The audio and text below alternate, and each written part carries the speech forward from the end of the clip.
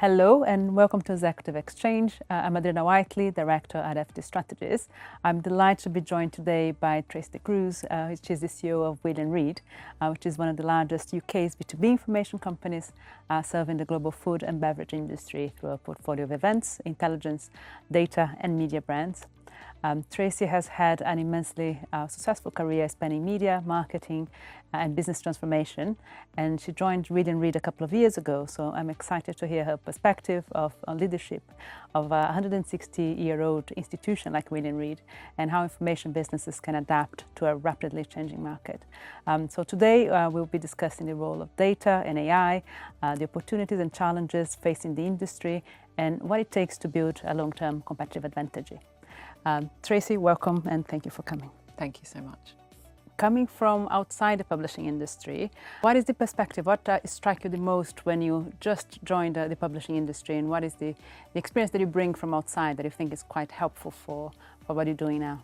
I think it's really clear that even being outside of the publishing industry, the transformation that's going on and the challenges the publishing industry and the broader media industry face, with disruption, with the sort of huge competition for content and attention around that content.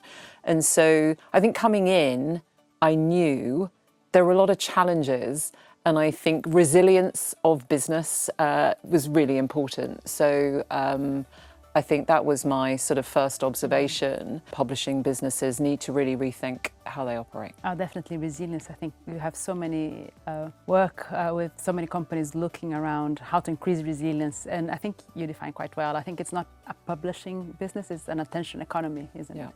And part of that is reached through publishing products, but not necessarily. So what do you think the publishing sector is not getting wrong? What is the bits that you can see as an outsider coming into the business or the sector? I think having not come from the industry meant I could look with a fresh perspective on what we were doing. And even saying publishing is really interesting. We're a publishing business. I think we're not a publishing business. We're a food and drinks business. We are part of that world. That is our deep expertise, and that is where we're rooted. And that was my first observation, is everyone's in publishing, but few people are in food and drinks and powering that business through intelligence. So that was a really good place to be, is sort of, thinking about that. I think my second observation is we define ourselves in publishing a lot by channel, right? There's a huge debate about, are you events? Are you editorial? Can you be both? I think we need to be more than that, because distribution channels don't define who we are. They are channels and they tell a story at a moment in time. If I think about Reed and our 162-year history, born from editorial, very proud of that, built through events, which are now 60% of our revenue, but crucially now connected by intelligence. They are not three separate pillars, they are interconnected. What we do is much bigger than that. It is about our knowledge and intelligence for the sectors that we serve. I love how you define the business, because I think it's very easy to get stuck in that concept that we are publishing business and what you do is publishing text, while the user needs are going to be served in several ways, not necessarily through the text or services now. And how do you event intelligence and publishing act together? Is there a flying wheel of that they feed each other? I think we're building the flywheel, and I think that's really important, because connecting events and editorial creates a much, much deeper level of intelligence. And I think now that we have the technology that allows us to take transcripts from our events, who said what is the sort of expertise and intelligence at events that's been shared, looking at those transcripts and treating that like content and connecting that with our editorial content creates a deeper level of understanding whatever sectors that you're looking at. And so I think there is still debate, which I find interesting, about whether you're one or the other, editorial or events. I'm really proud of the fact at Reed, 2/3 of our revenue is from events, but our highest margin brand by some way is the grocer, which is 162 years old. We do both. There is no trade-off. They work together. That's interesting. And I think as you build resilience as well within publishing, I think it's so important to have those sources of building the differentiation that you can have from bringing your own intelligence and building your own events and having that, the building up that community, which I think you guys do really, you do really well. We do, and I think we do our own version of events. So if I think about working in nutrition, food nutrition, and we have a title called Nutri Ingredients, and Stephen Daniels is our editor-in-chief of Nutri Ingredients. He writes some reports every day from his deep expertise in sort of food science. But he also curates the events that we host called Proprietary, and he knows the community. That connectivity around our everyday editorial, around the events that we put together with an understanding of the communities we serve is incredibly powerful for us in what we're trying to do. So totally. I think the building up those personalities and bringing the experience of the journalists, I think it's so important to be able to bring that community, and I think the FT also does that a lot. Are you bringing that more consciously, building up people, creating those personalities? Are you identifying them in the business? How you're building that pipeline of characters, let's say, from the service? I think we're all in talent businesses. In a world of AI, talent and humans and people are the differentiator. And I think it's not just about what investments we're making in AI, it's about what investments we're making in people, because it's how we apply that will be the competitive advantage. So I think talent is really important for any business, and any business that's sort of also investing in AI should be investing in talent. If we look at our business, our talent obviously, it's our editors and how they report across the sectors that they're working on. And in many ways, they become the brand. They represent the brand themselves. So they're really important spokespeople. It's really important we build their profile as well as the profile of the brands. But also we just see the talent in our broader community and how we represent that, across the food and drinks industries. Yes. But at the same time, you guys are investing a lot in AI as well, and I think you're doing some very interesting projects there. Could you talk a little bit more about that? I think the benefit of working in a family business is, and a bit like Japanese businesses, you will understand this. So coming from Dentsu, I really valued having the ability to think strategically and long term. And my view would be, if we're thinking about AI, not just thinking about today, but thinking about tomorrow.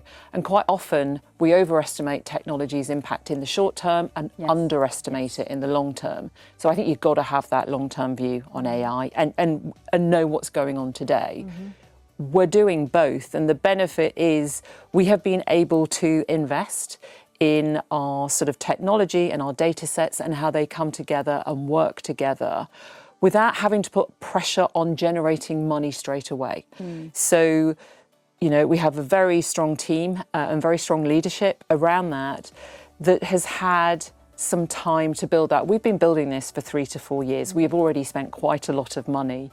We're only just ready to understand how do we monetize that in effective ways. And we can do that both how it serves editorial and event teams in the business, but also how do we create access points for clients directly outside of the business in the data sets that we're building. So this is like our R&D arm of our business. It really is. It is our future. I say to John Barnes, who's been building this, you are building our future. It's really important, but it's also powering today as well. I think it's such an important thing to build that foundation, because I think a lot of the publishing businesses, especially the ones that have been built through acquisitions, have a patchwork of different systems, different ways to look at users. And I think as we move towards AI and agentic AI, you need to be able to have a single view of your users to understand what they want. And I think you guys went through the hard work through actually building that up. What is usually your line of investment? How far away are you thinking of in the future? I think you've multiple horizons at the same time. I liken it to, we're driving 70 miles an hour down the motorway and trying to change the engine at the same time. This is the world that we live in, is an ability to think both here and now and 3 years, 5 years, 10 years and beyond. I do think for us as a family-owned business, our competitive advantage is having that longer-term view and longer-term payback, that allows us to take different risks than a lot of businesses who have much more, the pressure to deliver today. And we have that and we want to deliver that. But also we can look longer term at some of the investments we make.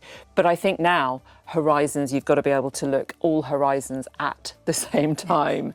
And start looking at prioritising across that, which is why strategy is really important, because strategy helps you make decisions both today and tomorrow and longer term. How are you communicating that strategy throughout the business? Because one of the things that we see, I think you have a very clear view of the business as a food and drinks business, and that the service you are in, which is fantastic.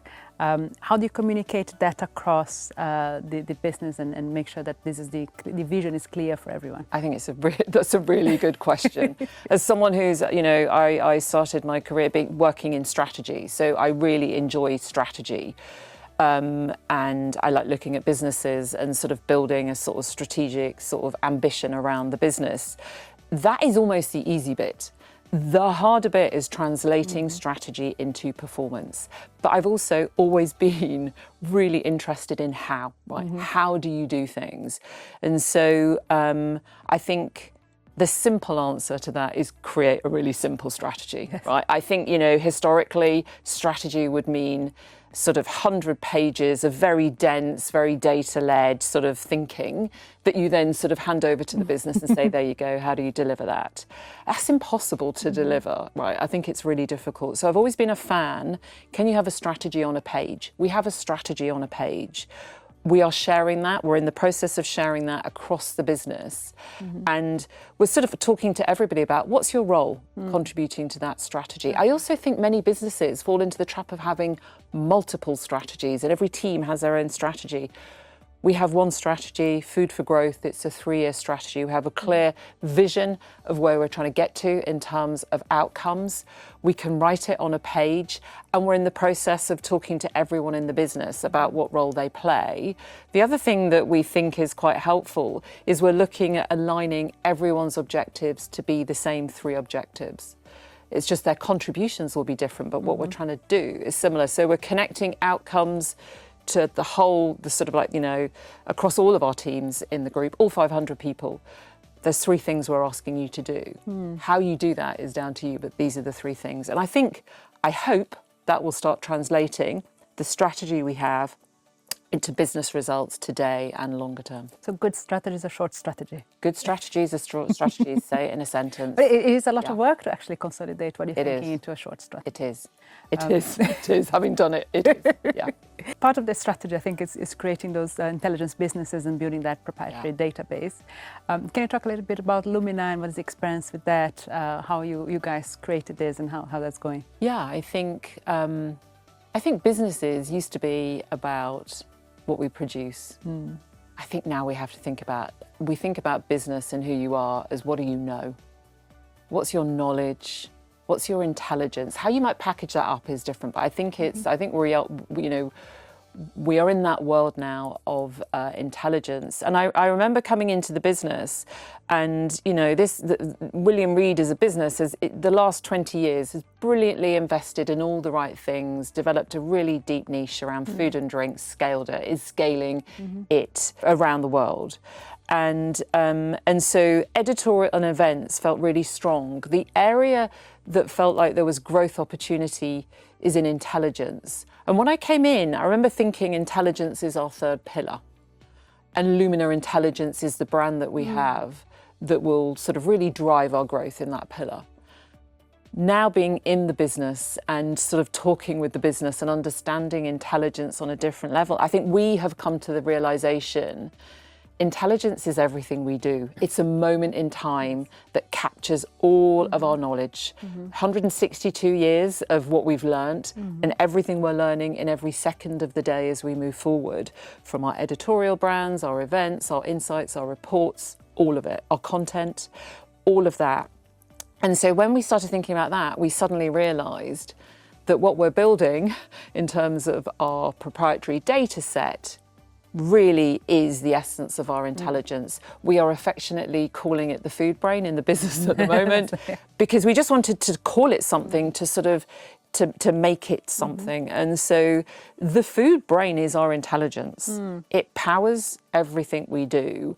It will power Lumina intelligence, but it also sits beyond that to connect everything that we do. So for us, yeah, I think intelligence is a system. It isn't just a pillar anymore of content. And I think that's really interesting. That's really interesting, because we will talk a lot about liquid content and how you have to think away from the products and thinking away from the fundamental bits of value add that you're giving to the users. And I think that's what it is, no? That's the food brain. It is the food brain. And I think what that allows us, and everyone's trying to do this, is how can we go deeper with our intelligence to predictive, prescriptive, because AI is doing the sort of the broad and the sort of the top layer. And I think for us now, building this deep niche, is how do we go deeper with that? It is really interesting. I've been spending a lot of time with quants from banks lately. Yeah. And how they look at information and how they look at publishing is pretty much a source of bits and bytes that will generate transactions eventually. Have you been looking at prediction models on the data that you have and the potential for that as well? I think we're starting to look at it. And so I think we have a sort of really valuable data set. We're building that as we go. I think we're starting to experiment with that. I think who knew that data would be a source of creativity, but I think it is. And I think having that curious mindset. And so we're sort of in that phase of being curious and playful with what we've got and what we could pull out from that before we start sort of taking that to clients direct. We're looking at how we use it. We're almost prototyping it ourselves for how we use it in the business. What's valuable, what's helpful. You then overlay that with things like synthetic audiences. So if you know a data set, then you can start replicating others and then start scenario planning around that. But I think the whole thing, and we're trying to build a team of curious people at the heart of this, who are starting to ask questions about what if this, and playing around with it. And then I think you don't come to it with a sort of an idea of what you're looking for. You come much more open-minded, and you can then start looking around, what do you see? And I think it's with that we get to deeper answers. I think it's so right, because the other day somebody asked me, what is the most important skill in a journalist, because it's not going to be writing anymore with AI. And I said it's curiosity and being able to give it a go, creating new products and thinking creatively about creating new products. In a way, is away from the, let's say, artisanal way of creating text, and more about what are the types of output, what is the messages, and how you communicate that. I think it's a golden time for journalists, really. It is. I think it is. And I think we obviously can be quite concerned about AI, LLMs taking our content and monetizing it elsewhere. I mean, that's a massive challenge for the whole industry. But also, I think we can be incredibly optimistic about trusted human intelligence, validated, anchored in sort of creating deep insights, is going to be hugely valuable. It's coming, and really having first-party data that you can build on, and having relationships with audiences that you can understand and you work with, I think is a really good place to be. I think we're in a good place, and I think trust is going to be the thing that becomes important in the future. Oh yes, definitely. I think it underpins everything. And I think the first party data point is really interesting, because as we move towards agentic AI and different ways to distribute information, knowing your user, I think it's fundamental. Otherwise you can't provide, you can't serve their needs properly. What are the type of things that you guys are doing on that regard? I think, so, we would say community beats algorithm, right? And I think I remember coming into the business, a really good sort of, understanding from Charles Reed, who, was the CEO of the business as I joined. He really reinforced to me the importance of community. Community is our sense of belonging and our sense of connecting and being human, right? And I think that is so, so important. If we look at business in the group, the world's 50 best. And so we work with restaurants, we work with hotels and bars, and we sort of curate content, and we produce rankings of the world's best restaurants, regional restaurants, hotels and bars.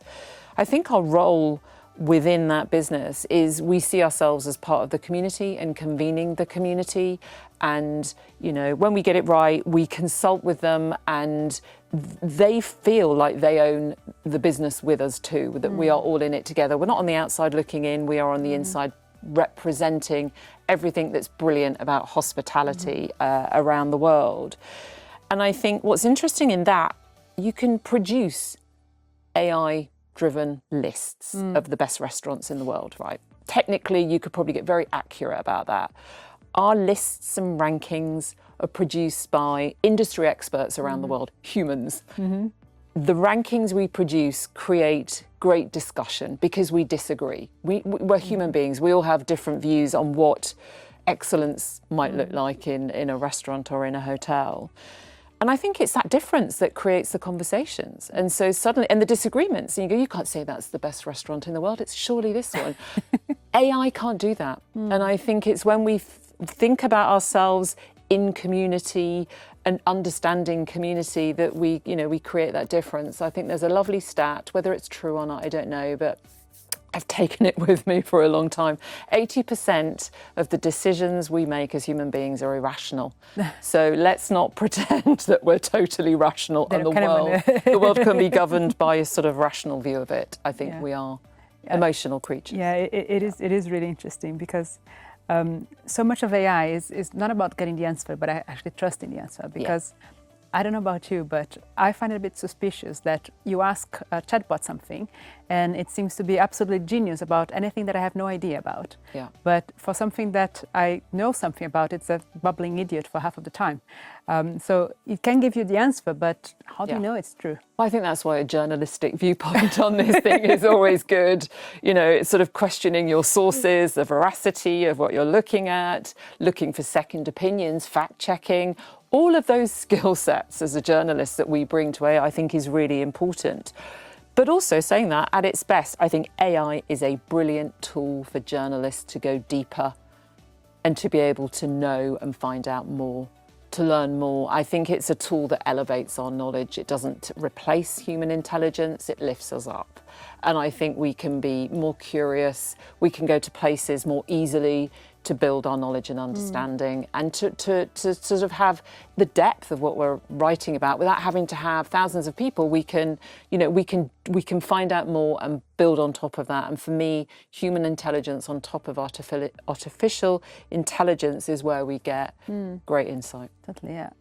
Can you talk a little bit more about the use cases where you're using AI in the business? Because I think you've done quite a few interesting cases there. I think, well, you know, on a really simple level, we're encouraging the whole business to play. And I think you can sort of immediately look at AI and think, how is it working as an efficiency tool, which you know, it is doing for us, and we're embedding it in workflows, and it's sort of across the business and everyday tasks, how can you improve stuff?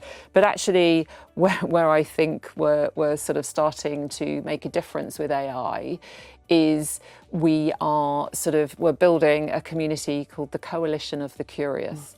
And we're sort of, you know, we're creating hackathons where we're asking them to be experimental, to think about how they can use AI in teams differently. We're taking teams from across the business and we're seeing how they can start answering some of the big problems that we're thinking about across the business and come up with different solutions by using AI, but being in teams of different expertise in those teams. So I'm seeing some of the results of that next week. So I'll tell you how that's doing. But I think, you know, for us, application of AI is across the business, being really playful with it and experimental, but tackling taking some briefs that we are actually looking at and seeing how we might come up with different answers.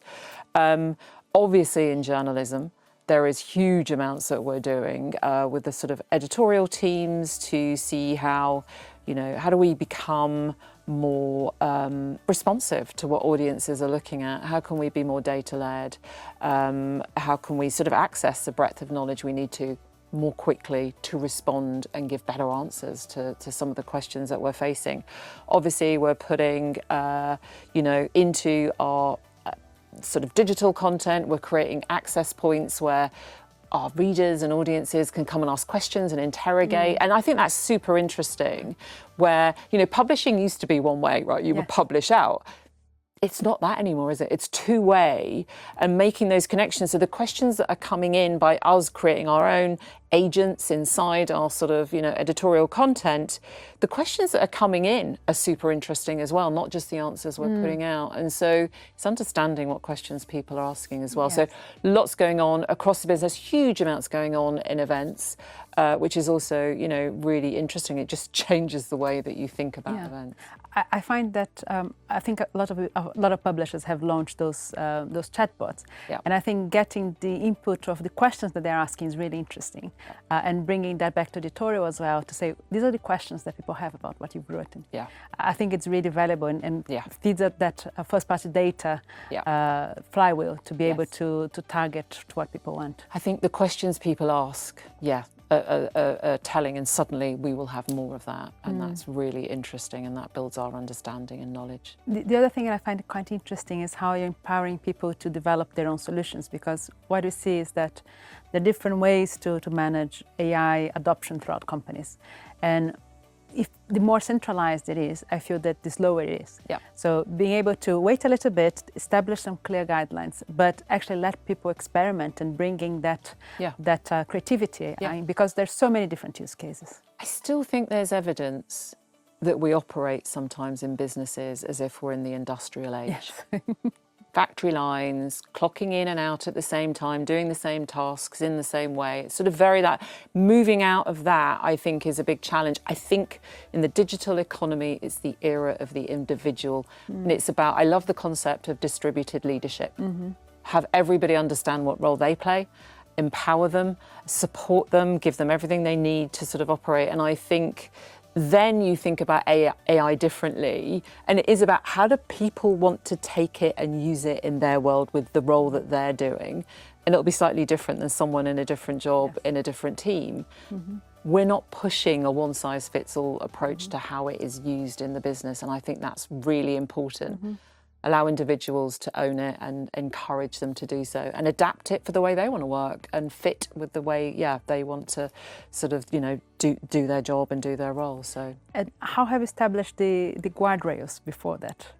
There's a lot. I think we've done a lot of work on policy, and so and that will continue to be the case, because as everything evolves so quickly, we've got to constantly be updating our policies in the business. Making sure we publish our AI policy on all of our sort of editorial content, digital content, so audiences and the readers that we serve know our sort of approach on AI and how we're using it.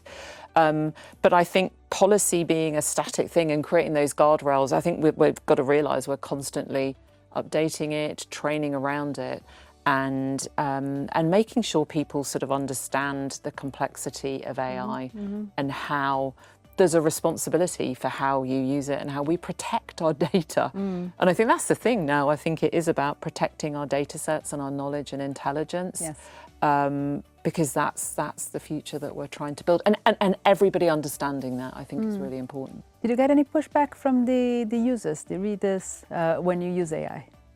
I think there was a really good report by Enders last year, and it talked about the fact that I think you've got to be transparent and honest how you're using AI. That you're using AI is understandable because the whole world is using AI pretty much, and so that we would use it is not the issue. I think being able to demonstrate how is really important, and showing how we're using it, where we're using it, and so I think that's really important. That builds the trust, and I think you've got to be honest about that. And every business will use it for editorial and events in different ways, and I think it's just about being upfront on that so that people do know. Because I think there is the how you're using it, but that's the why you're using it as well. Yep. So I think we do a lot of surveys with audiences as well on how they perceive the use of AI, and sometimes they push back quite strongly if they feel that there's something that used AI which you didn't have to use AI. Yes. But they're quite open to it if they feel that they're getting a benefit that they wouldn't have got otherwise. Yeah, I think, you've got sort of two perspectives here, because you think about from a sustainability point of view, we have a responsibility to be conscious about our usage of AI for the environment. And that's something we've also got to think about. So it's not just a case of just using it as and where you need to and want to every day, all day. I think it's using it wisely and using it consciously of the impact it also has on the wider world. And I think that's really important. And those two policies have to coexist. So how do you see the competition coming for your services? Because the other thing is that AI is all over the place. Yeah. And what you see is that there are several very specific niche providers looking at getting into integrating with internal databases, and sometimes software providers that are usually providing data services for corporations, getting to the news gathering businesses as well. Do you see competition coming from that side as well? I think I am a big fan of strategy and finding your category of one. I think if you can find where you really are, your competitive advantages, your unique place in the world is that others can't replicate, I think it's incredibly powerful. And you look at the outside world for context and understanding and insight, but you don't think about them in a fearful way that they're going to compete with you. You know, they can work alongside you and actually lift everything. So increasingly, I don't look outside and look at competitors. I look for inspiration. I look for what else people are doing and, you know, taking ideas and then making them sort of something that works within William Reed. But we've worked really hard to find our category of one.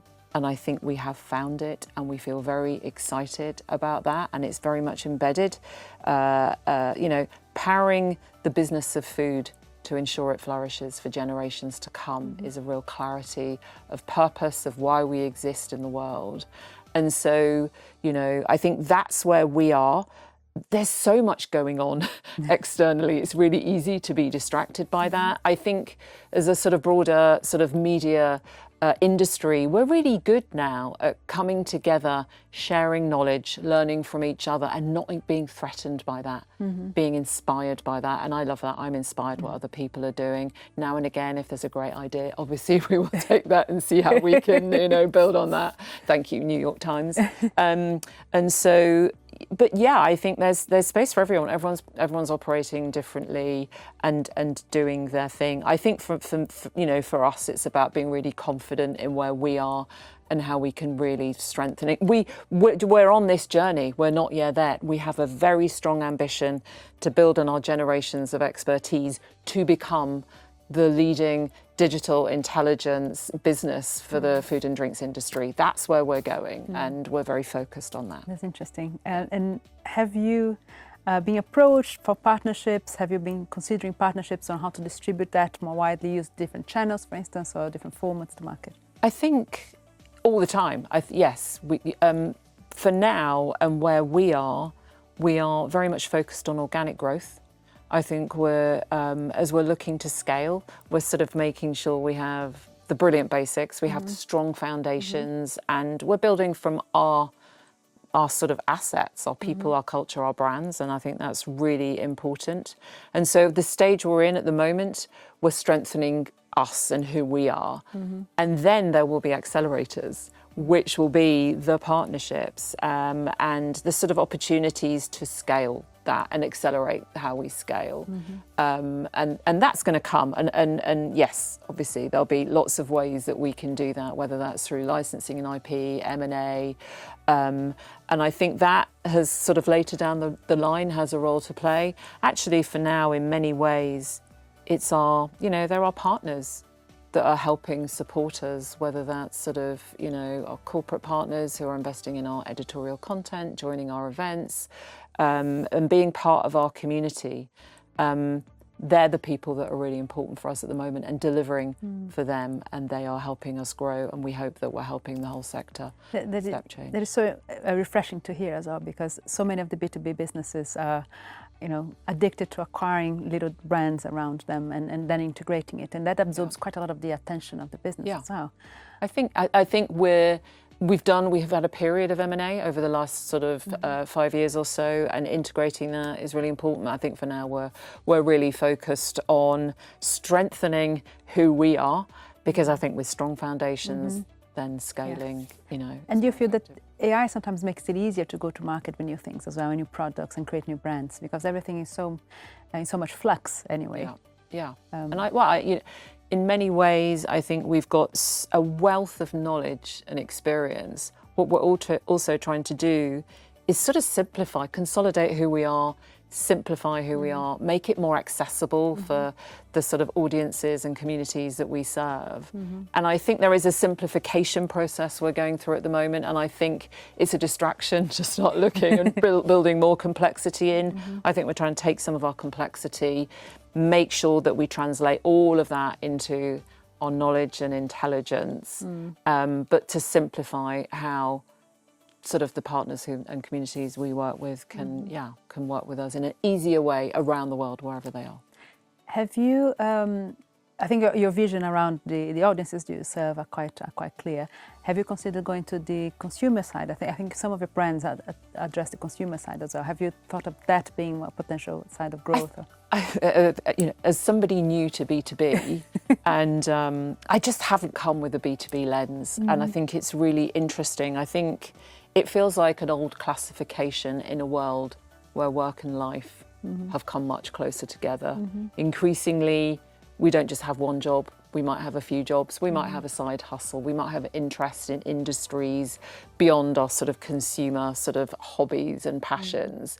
And so there is increasing evidence just from our titles and our brands that demarcation is not there. So if you look at our London Coffee Festival, you know, it's a 4-day event. 2 days are for our sort of trade audiences and for the business and the sector, and 2 days are for the public, because everybody loves coffee. So, so you know, that is both a B2B and a B2C. It's arguably it's people to people. And I think when we start thinking in that way, it becomes really interesting that we're talking to different audiences and just people, whether it's a business audience or a consumer audience, they're still people. And I think we're sort of applying a different mindset, thinking about that now. And increasingly we are seeing audiences build beyond the sort of more traditional business audiences. And it's quite interesting because I see businesses going on both sides. So one is looking at their audiences and thinking, how can I add value to their audience? And the other is looking at the value that you have and what are the audiences that could bring, you know, what are the audiences that it could serve as well. I think you're doing a little bit of both, aren't you? We are doing a little bit of both. And I think, you know, understanding that and balancing that is often gets sort of, you know, not challenging, but I think it is about how do you create the balance. But, you know, crucially, we are built by serving and understanding the sort of audiences in food and drinks around the world. And I think it starts outside in. And I think that's really important. And I think being close to that and understanding how that's changing is really important. How is it changing? So in 10 years, how do you see the types of products that are going to be offering? And what is Read and Read with 170 years old? I know. I think increasingly it's about allowing people to access the sort of knowledge they need and want in ways that sort of suit them. And so creating room for people to do that, I think is really important. And productization is part of the answer, so creating products. And I think when you create products, it is again the mindset of where is a community not being served? Where is there a need? What do we create to fulfill that need? What's the product opportunity is one thing, so a product mindset. But increasingly, as we're building our proprietary data set, it's you know, allowing clients who might want to come in and sort of think about what intelligence they need to fuel their business and how do you just create access points in a different way. And so I think it's sort of operating on different levels depending on sort of who you're serving, whether it's sort of the people who are reading or the people who are wanting to buy some of the data that you're looking at. It does require a bit of a flexible mindset as well to imagine those different... It does. I think it does. And I think, again, we define ourselves by media and by channels.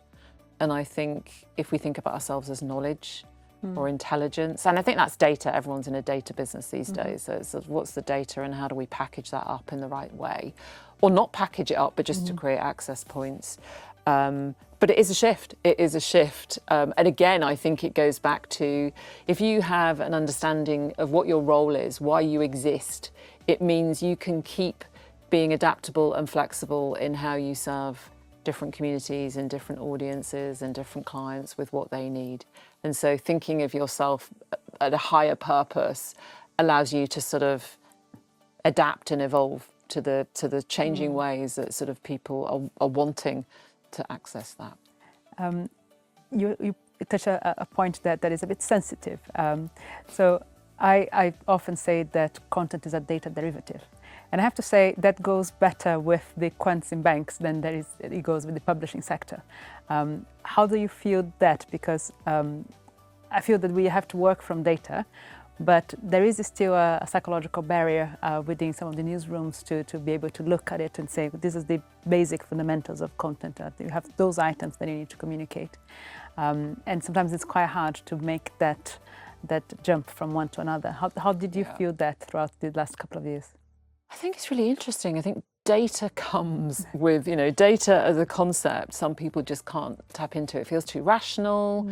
It feels like data is sort of somewhere, back in the 70s or, and I started my career in data when data wasn't interesting and important and cool. And I think there's no such time.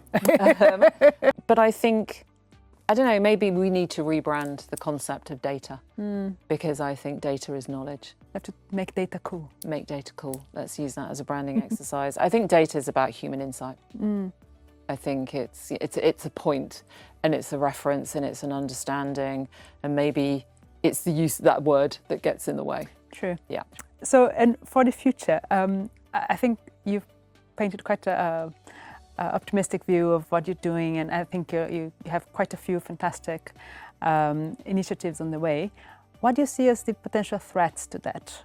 What do you see? What would stop you from building that intelligence machine for the future? Yeah, I think we're all facing some really big macro challenges at the moment, economically, geopolitically.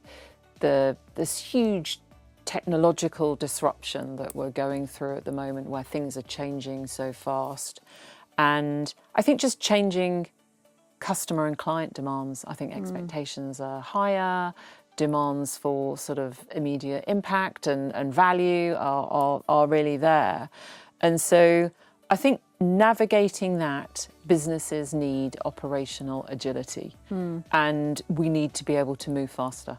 And that doesn't mean like smaller businesses. I do think it's about thinking about operating models and structures of how we work.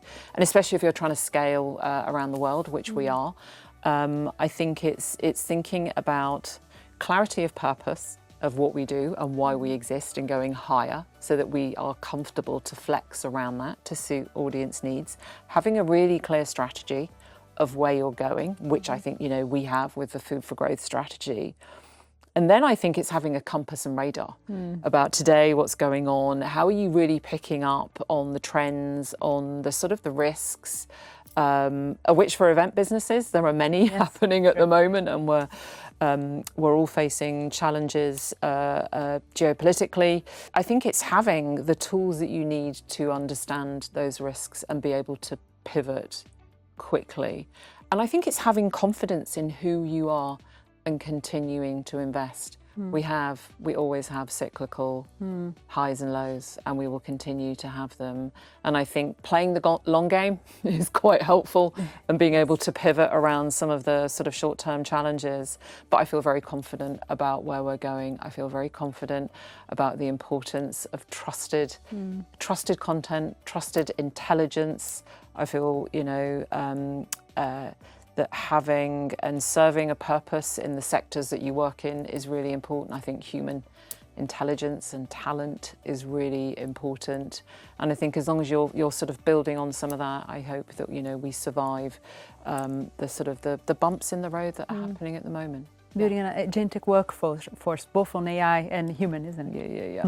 Yeah. That's interesting. So you touched the point about the size of companies. Sometimes I feel that smaller companies are moving quicker, but on the other hand, having the ability to invest and the time to have dedicated resources to think a bit longer term is also very helpful. How do you see that dichotomy? Do you feel that size helps or hinders in that case? Being the right size is helpful. Well. Being the right size. I've worked in businesses and very small businesses. But I think whatever size you are, you can find scale where you need it by thinking creatively around how you might partner, right? So if you're of a certain size and you might need a bit of scale to move into a different market or into a different sector, you can look at ways of bringing expertise in to do that. And so I think small businesses can think creatively about how they can bring some scale. Scaled businesses can think about how they can sort of shrink down a little bit to be more agile in how they work. So I think we can all flex our sort of the size that we are. But I think, you know, for us, 500 people, we've got offices in Chicago and Singapore, and we're thinking about what is the right global operating model? Do you need to have people on the ground in which regions and why? And I think that's quite interesting to think about now in a world of AI, in a world of hybrid working. What's the model? What's the operating model? What's the global structure? It is interesting because we work with lots of companies in smaller countries, and one of the things that I say is that you have to be prepared to compete with the global giants, and they will be able to address languages in a way that they couldn't before, and understand your context well enough. Yeah. But the local knowledge is quite important as well. Local knowledge is important, and I think it is about sort of, again, it's about human connections and human understanding that AI can't replicate. So I think that is important. Yes.